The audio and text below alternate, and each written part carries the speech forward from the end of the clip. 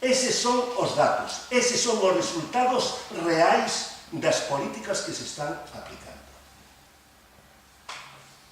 O que se di que se pretende, que non se consigue, e o que resulta, frente a unha reducción do 5%, un aumento do 70%.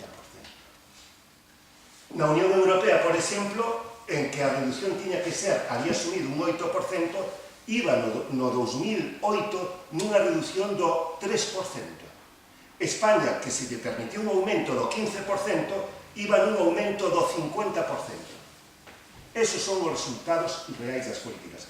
Ainda que para ver isto, mellor que verlo por rexións e verlo a nivel da Terra, porque a atmósfera é común para toda a Terra. E no conxunto da Terra aumentou nun 70%, repito. Ainda que as emisións foran cero, a temperatura seguiría subindo durante 500 anos. Pero que sucede? As emisións siguen aumentando e os sumideiros, principalmente, os bosques, as selvas, se siguen destruindo. A razón de 100.000 kilómetros de selva e de bosque desaparecen cada ano. Unha superficie como a de Portugal, que é o sumideiro natural. Entón, esta é a realidade. Todo isto, xunto con outras moitas cousas, como a pérdida de suelo fértil, con dispersión de contaminantes na atmósfera, a leite das mulleres ten dioxinas, etc., etc., todo iso sucedeu mentras na Terra o 20% da humanidade consumía o 80% dos recursos. É dicir, que o 80% da humanidade consumía o 20% dos recursos. Se facemos contas, veremos que unha persona dese 20%, unha persona media dese 20% entre os que nos estamos, consumía tanto como 16 personas do outro 80%. Que sucede agora?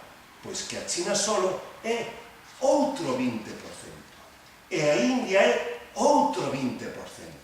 E que sucede? Que a China e a India están medrando no seu modelo económico, segundo o noso, están medrando a razón de un 10%. E a China, no ano 2007, sobrepasou os Estados Unidos en emisións brutas de gases de efecto invernadeiro. Sobrepasou a 6 gigatoneladas de emisións de CO2. Aínda que cada chino sigue emitindo a cuarta parte dun americano medio. En emisións per cápita, pero en emisións absolutas, debido á súa poboación, 1.300 millóns de personas, sobrepasou, xa é o primeiro emisor mundial en valores absolutos de gases de efecto invernadeiro. É dicir, isto é imposible, insoportable que isto poda seguir así. E isto, bueno, o sabemos dende os anos 70, o Club de Roma, que non é un club de rosos, a maioría deles proceden das altas finanzas, da banca, etc. Pois o Club de Roma encargou ao Instituto Tecnolóxico de Massachusetts un estudio sobre a posibilidade de continuar crecendo indefinidamente ou non. E o Instituto Tecnolóxico de Massachusetts concluiu que non podería continuar o crecimento continuo. O crecimento continuo era físicamente imposible e nós vivimos nun mundo físico. Bueno, pois, a capacidade de acollida da Terra das actividades humanas xa foi superada nos anos 80. Toda actividade humana ten dous aspectos: consumo de recursos e impacto das actividades por emisión de residuos, etc., etc. Bueno, pois, estamos falando por unha parte do tema do pico do petróleo, do pico do petróleo e de moitos máis picos, da auga doce, do ferro, do suelo fértil, etc., etc. Poderíamos falar do pico de moitos máis recursos naturales.